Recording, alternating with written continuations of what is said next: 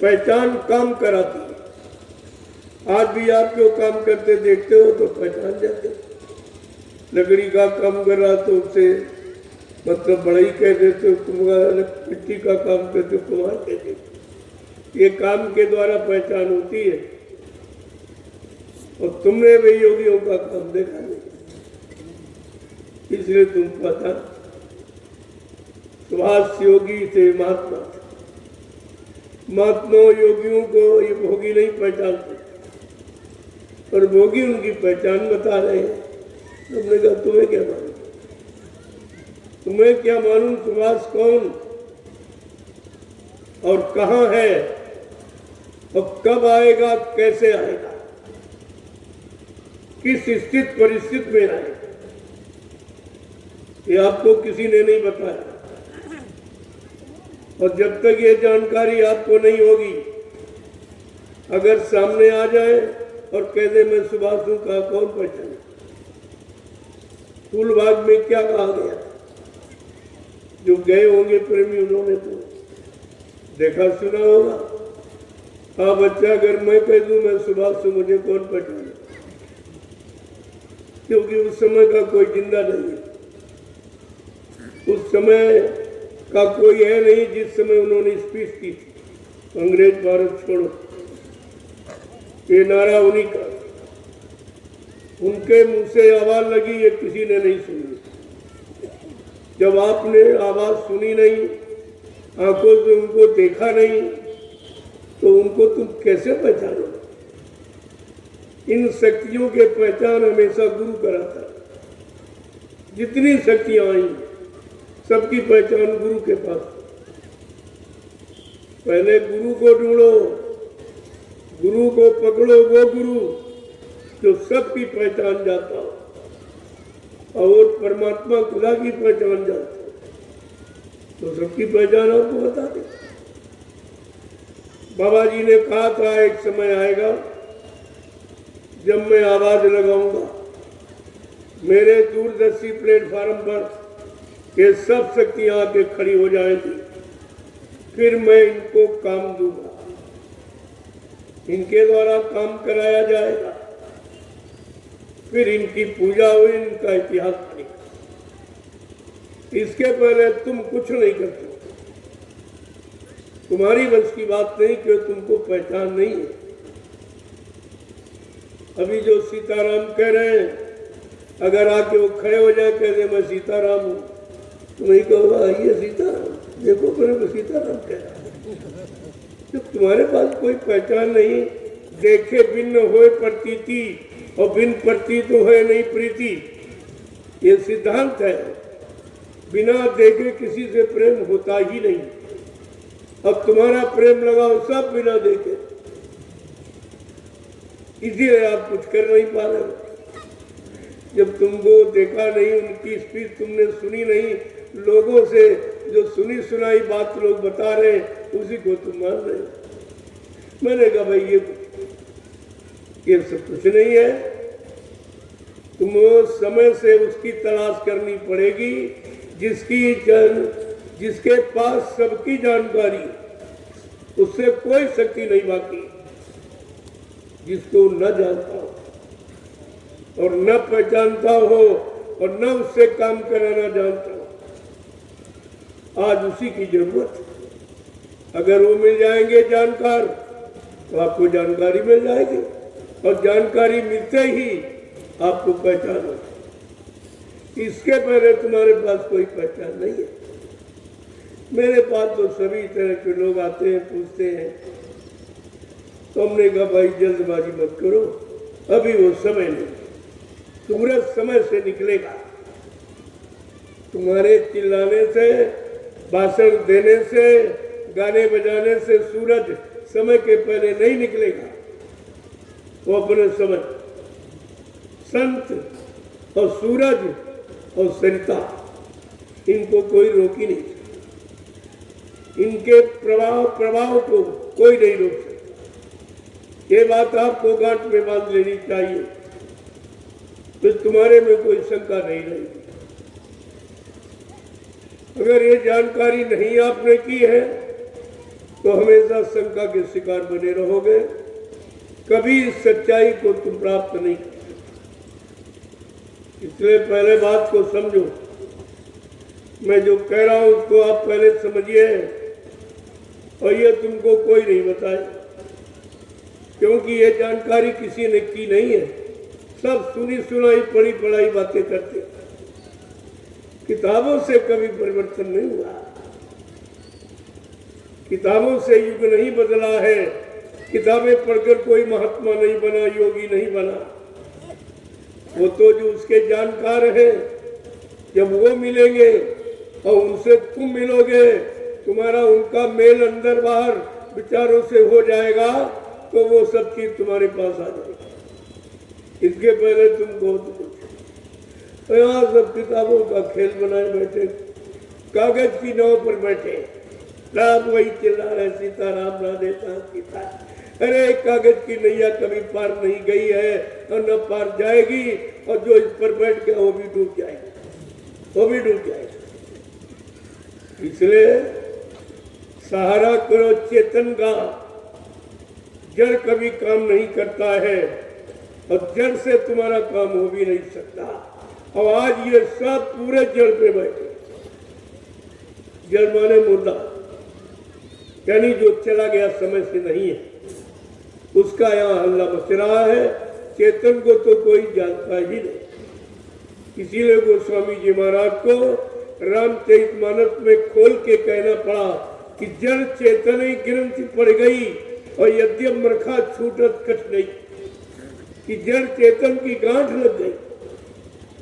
और ये झूठ है, लेकिन जीव इसे छुटकारा नहीं पा सकता जब तक वो छुटकारा दिलाने वाले, जिनको संत महापुरुष कहते, वो मिलेंगे, तुम्हारा सब से छुटकारा करा दे, जन्म मरण से छुटकारा करा दे, 484 लाख नरकों की योनियों से छुटकारा दिला देंगे, और तुमको सारे लोगों से निकाल कर और तुम्हारी जीवात्मा को सतलो सचखंड अनामी धाम पहुंचा देगी।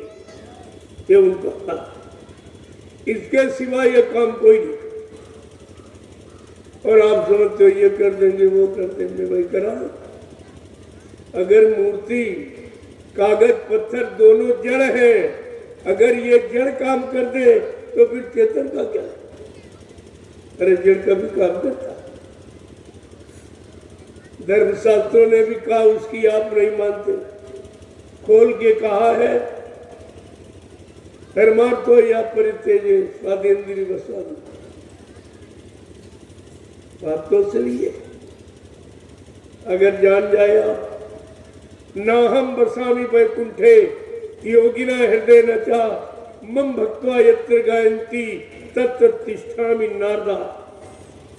भगवान कहते, हे नारद, जो तो तुम मुझे जहां खोज रहे हो वहां मैं कभी आया ही नहीं, वो मेरा स्थान नहीं रहा। न मंदिर में, न मस्जिद में, न पत्थर में, न कागज में, न पानी में, न तीरथ में, न मूरत।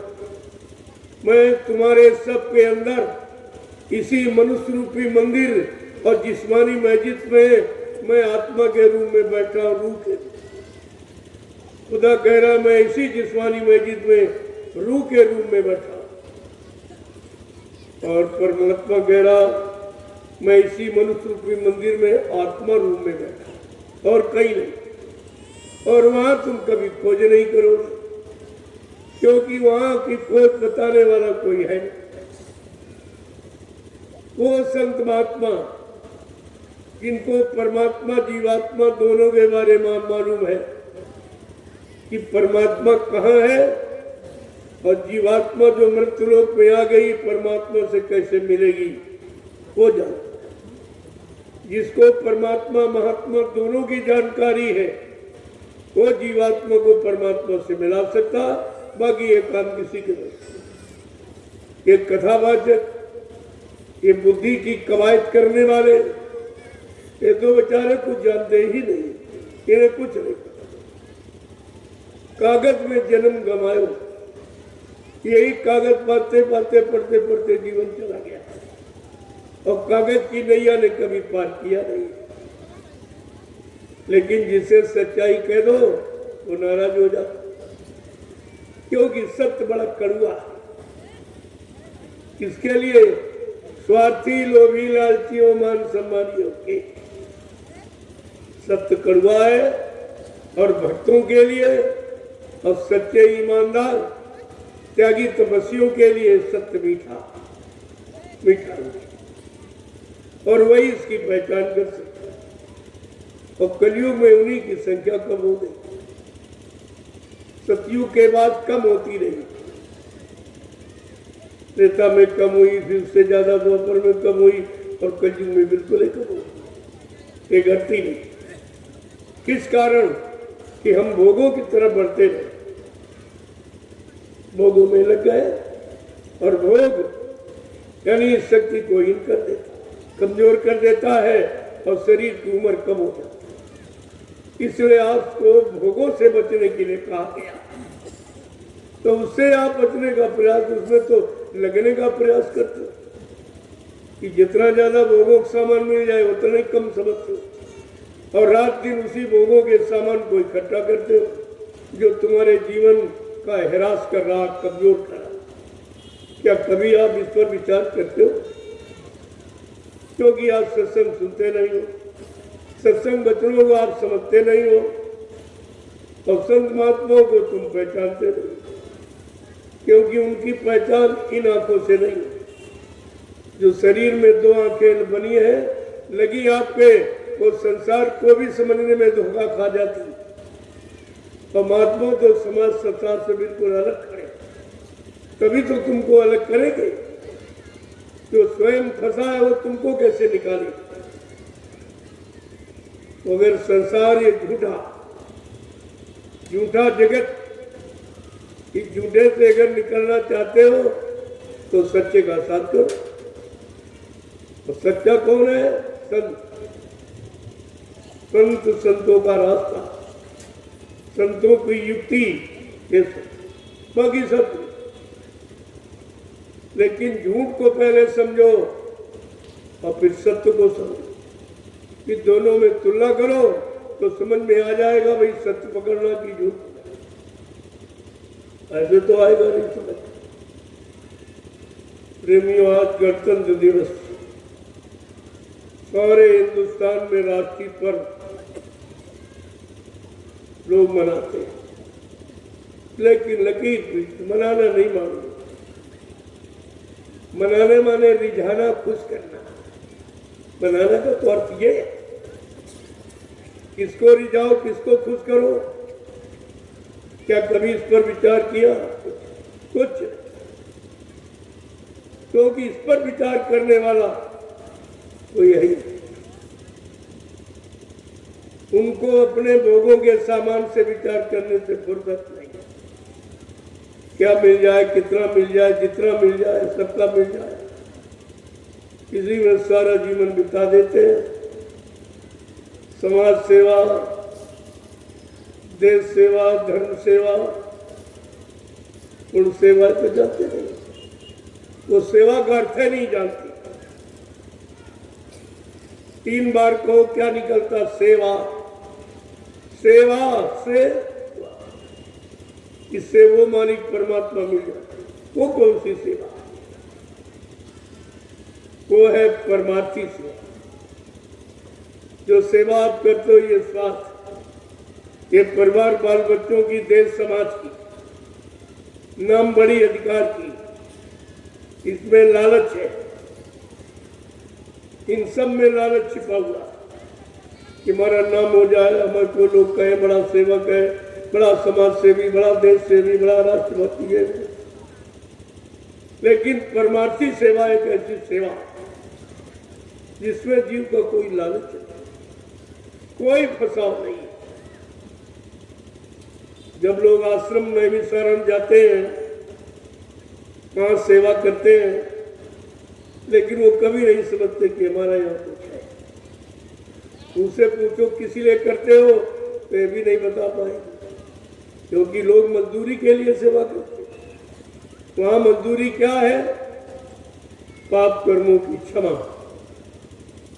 जो पाप कर्म किए हैं उसे रिहाई क्षमा मिल जाए।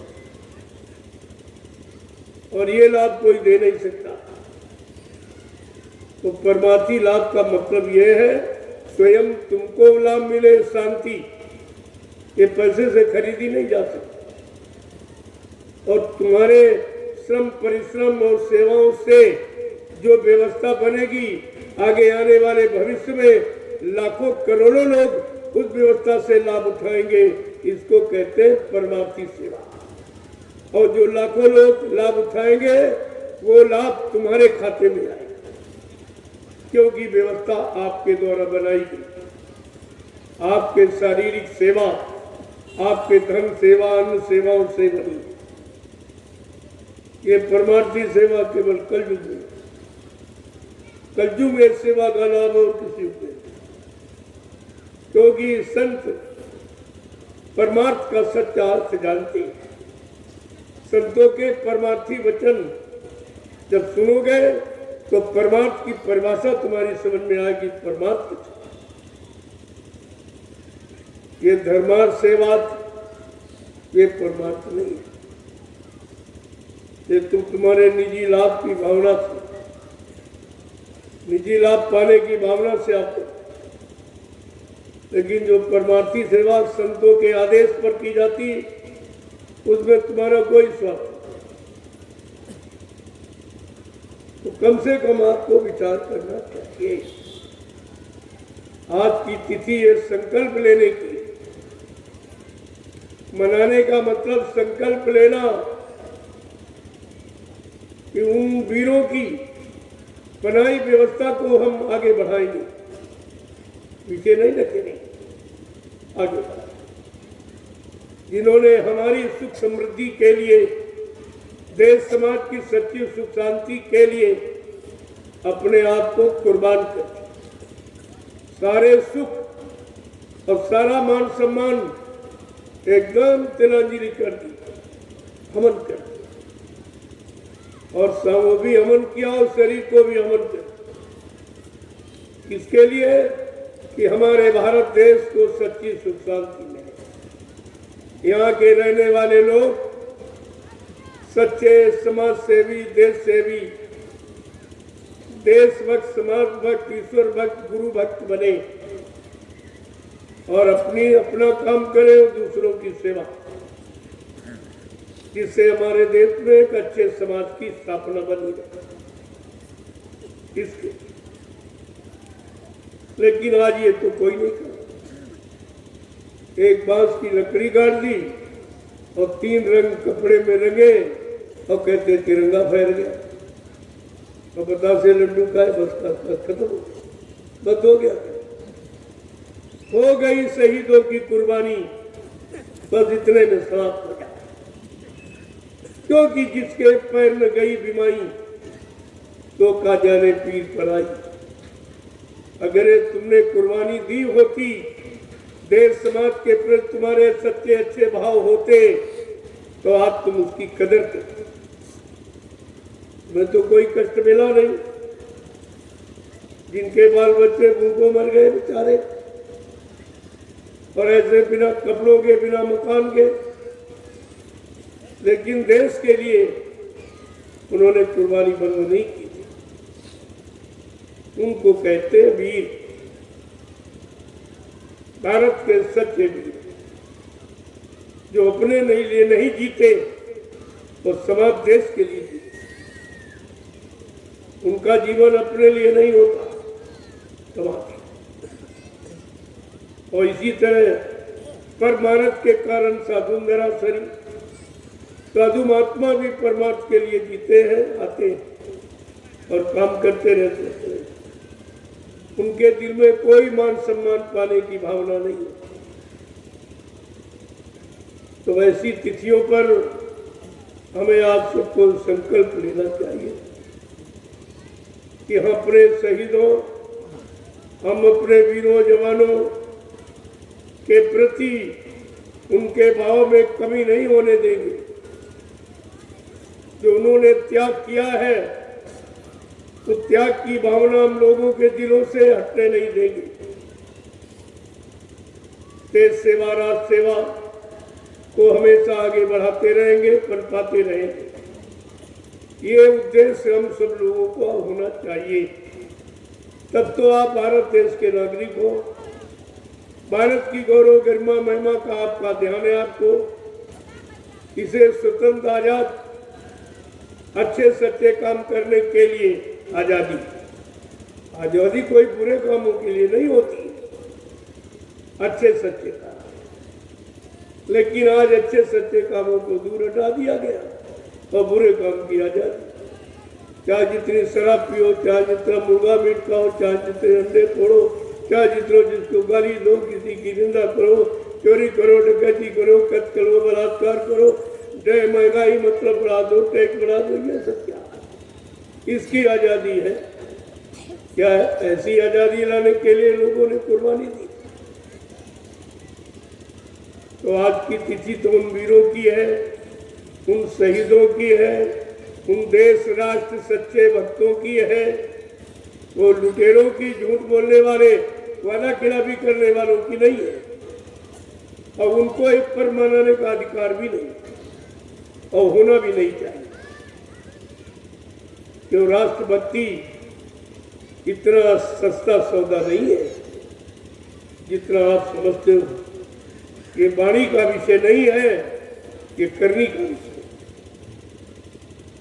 अगर राष्ट्रभक्ति देशभक्ति आ जाए तो राष्ट्र देश में फिर कभी ही क्या, किस बात की कभी उसकी बात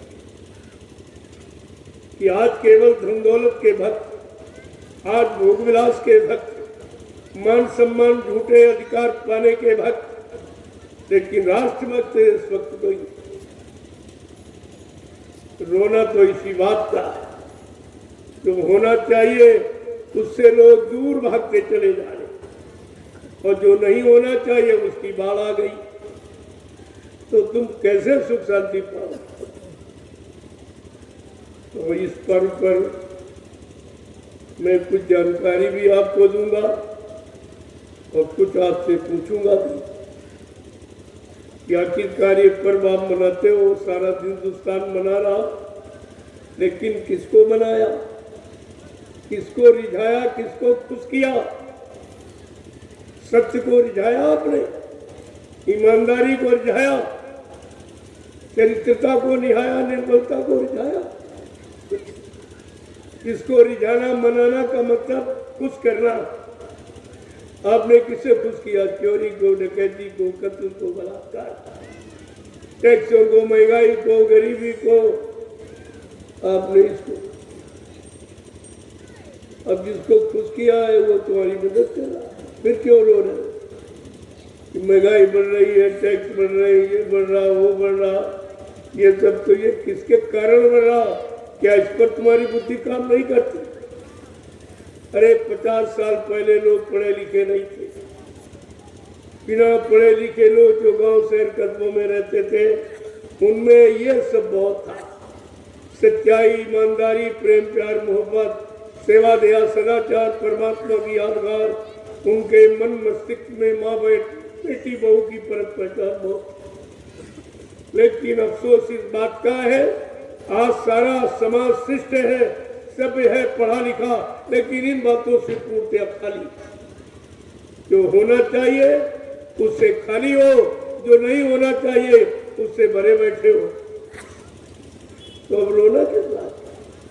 भरा तुमने है, किया तुमने है, तो तुमने भरा किया तो तुम ही तो उसका अनुभव करोगे,